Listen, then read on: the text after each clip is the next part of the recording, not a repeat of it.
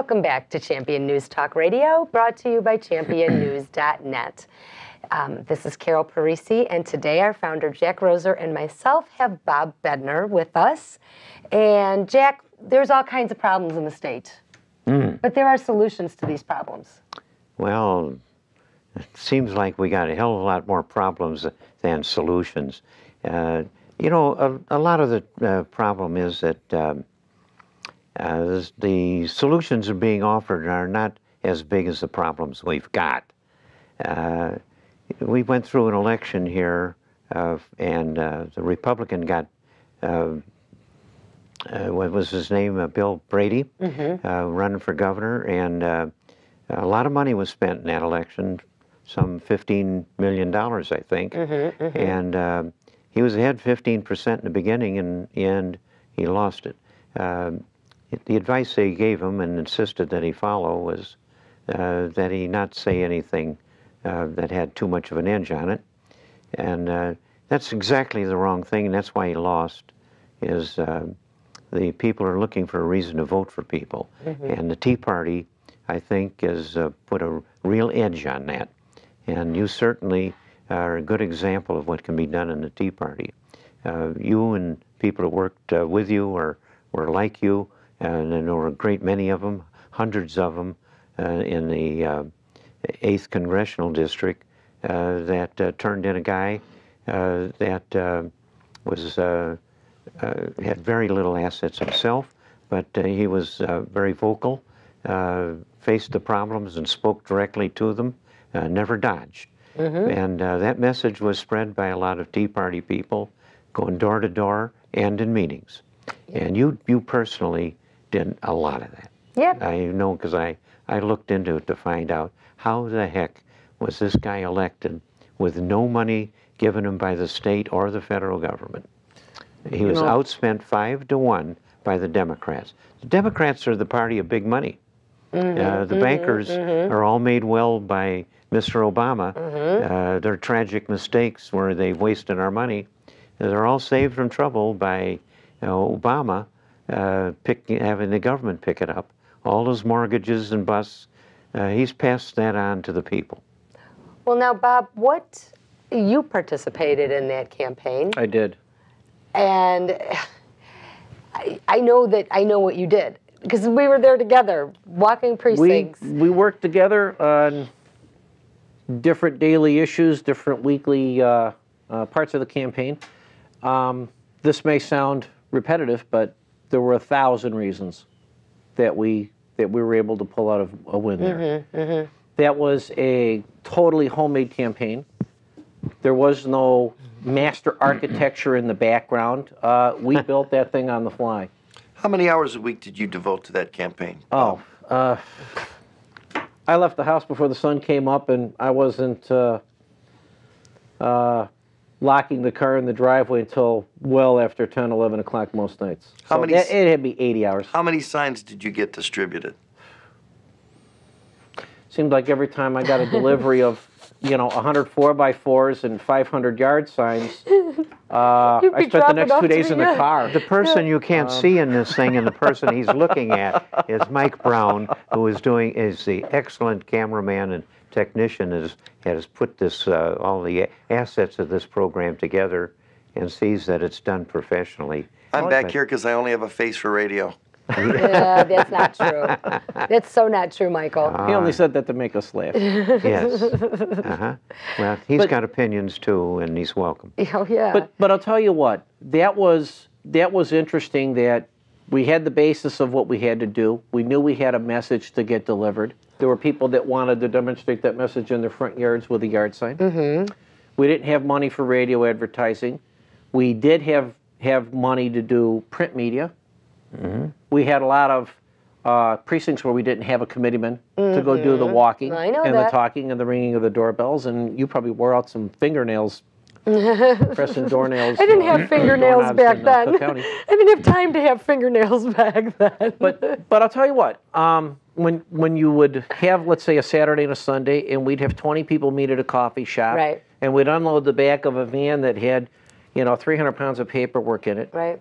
And at the end of the day, we only had a little bit left. All right, save it for next weekend. Or let's do this again We did tomorrow. it all week. Our group, we did it we started in May, and we would do weekends from May till September. After Labor Day, it was every day, 5 days a week. We met at donut shops. We met at parking lots. My car was... I mean, yeah, let's not go there. Yeah, let's not go there. Let's not go there. In fact, what I would do is I would take my car at night, because I have all the walk sheets and the signs and everything and all of our collated literature, and I would take my one car and park it really tight, and my husband's car really tight, because I knew there was no way if anybody broke into my car, they could get any of that stuff out. Jack, I can remember having 100-yard My signs. garage was packed. You got fond remembrances of the work you did to accomplish a political miracle. You know, I'll tell you what. The result was certainly ecstatic. 291 votes ecstatic. Yeah. After almost a year ago to this weekend too. That's right. He got outspent 5-1. The Democrats had the money. He didn't. He had you guys. You know what? And it wasn't. You know what? It was that he had us. But Melissa Bean ran originally as a Blue Dog Democrat. Yeah. Which is kind of, that area. Her transformation really sealed the deal. Yeah. After health care, I think it was all over for the people of the 8th District. You know what? They just could not stand that voting. Listen, she had enough money to create her own reality. Well, and that's what the Democrats have. They are the party of big money. Anybody thinks it's the Republicans, think again. That's huge amounts of money coming down. Look what happened in Ohio. They repealed a law that should have stood just now. A few weeks ago, yeah, that was horrible. The unions put $30 million into repealing a law. Into the repealing of a law, $30 million bucks. And they were busing them from all over the place. Who's got that kind of money today? This points out the problem with government today. It's the outside influence that can come in and change people's minds. When legislators see what they're up against, guess what? Sometimes they keel over and they go the other way. They have enough money to swamp out all the means of communication. People are misinformed, and most of us don't have enough money to create the real story. And as a result, what you had is people getting involved at the Tea Party level, at the neighborhood level, at the precinct level, wanting to act like committeemen in their neighborhoods, and put their message door to door. I like this guy. He believes that we got to get government manageable again. We don't want these outside influences coming in here and saying, hey, you got to pay us this much, or you got to spend this kind of money, or you got to raise taxes to these levels. Those are the things that are going to carry us in 2012. Well, if we keep going. Well, Michael's got an oar to throw in the water. I keep.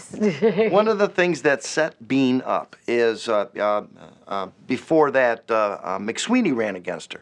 He spent some money. He spent some good money, and she blew him out of the water. She was paying attention to one thing: how much money Joe Walsh was raising. Yeah.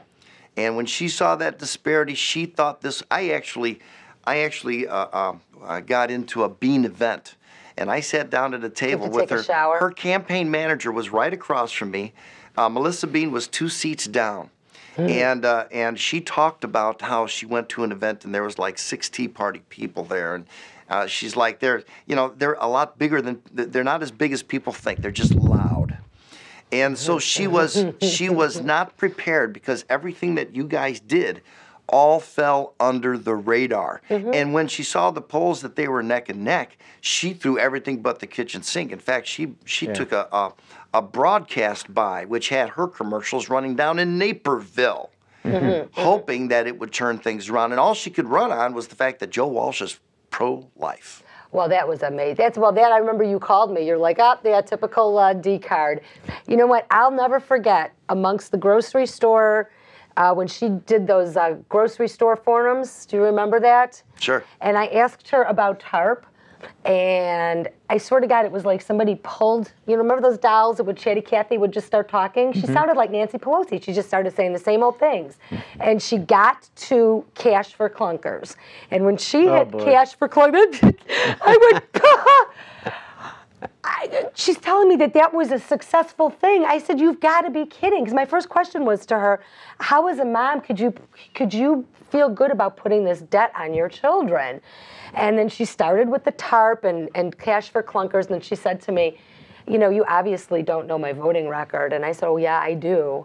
And I'm going to make sure I do everything in God's grace to make sure you're not reelected next year. So I looked her in the eye and told her that. Well, that's what did it.